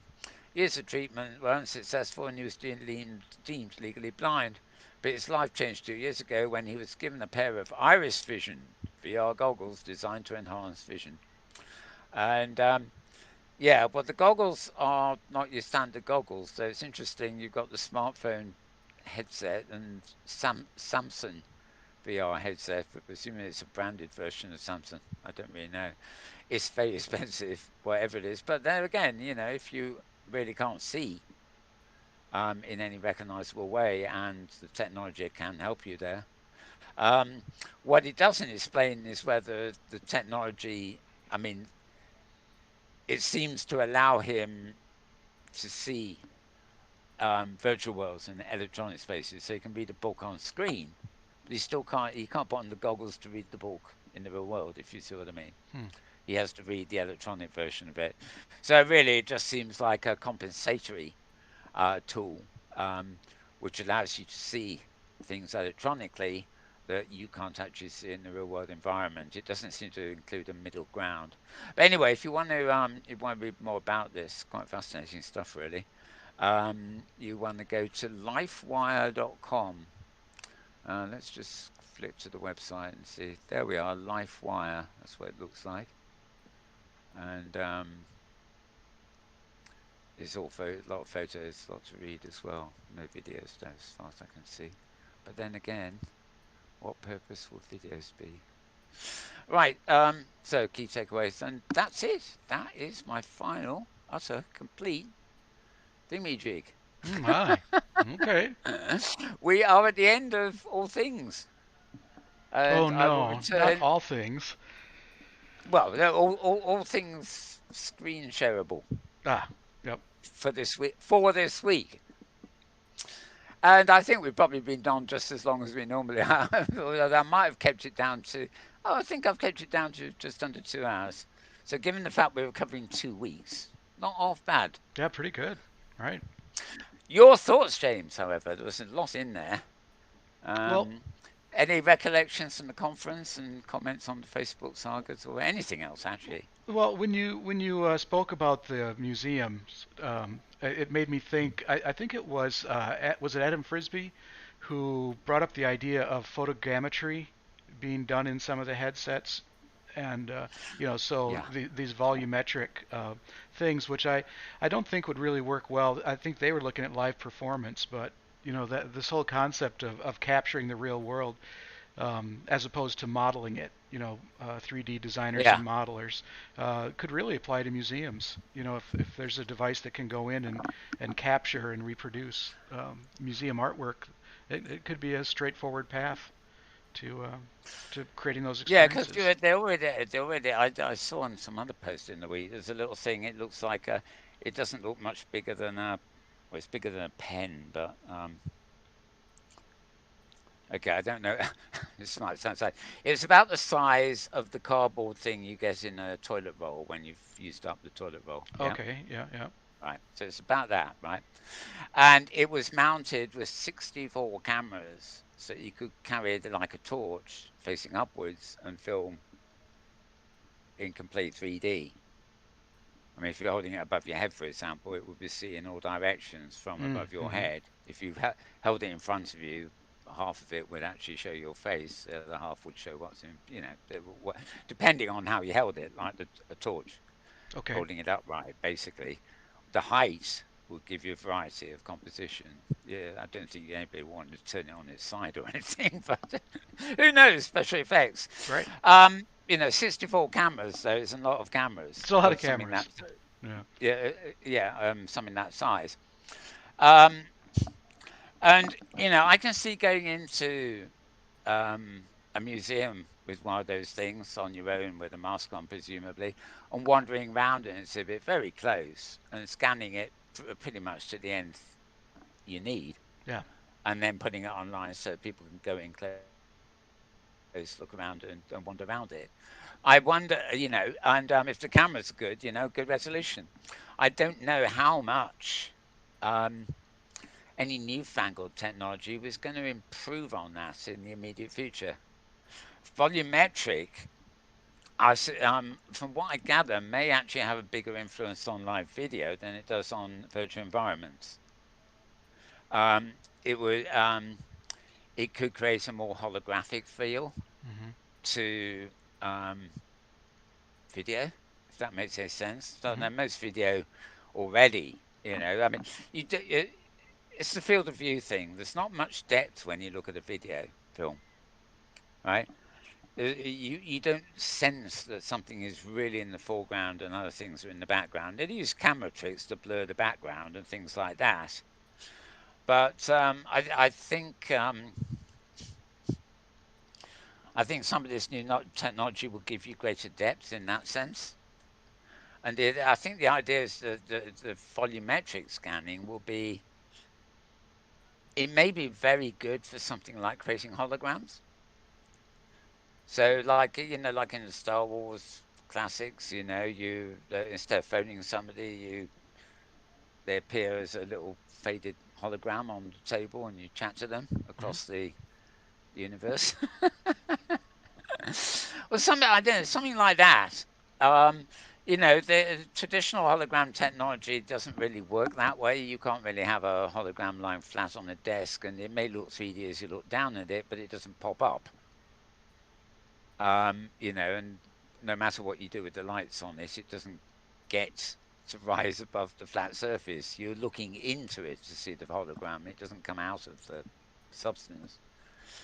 But if we could actually have a way of, let's say it becomes like photography, where you capture a 3D image of somebody and you can put it on your shelf, not like a photograph, but like a statue of them in 3D.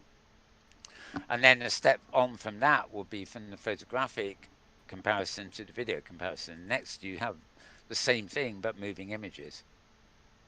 And it all requires processing power, of course, but it's the rate things accelerate these days.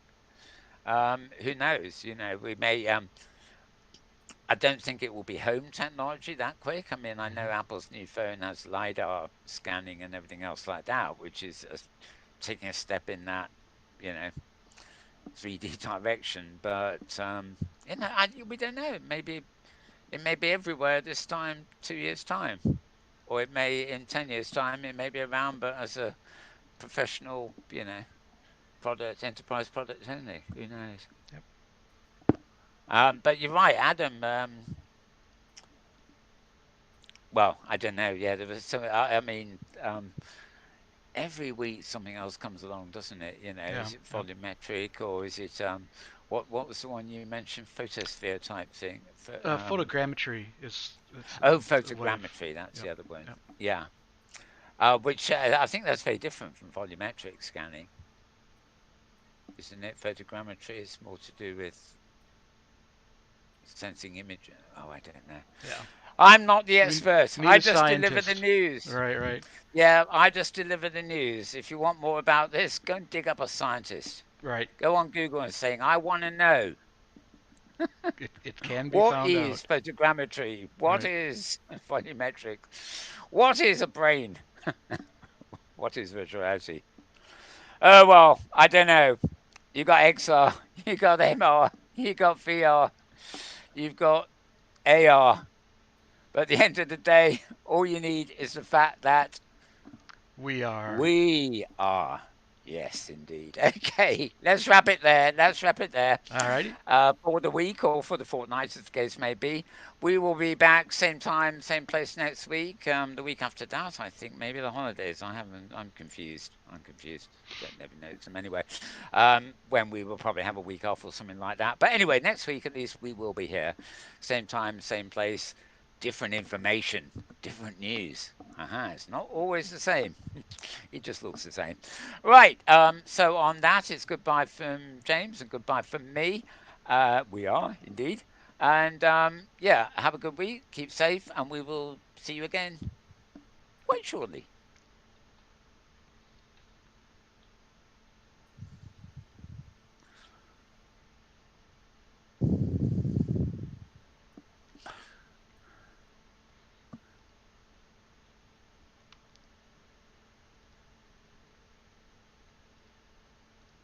Okay, there we are.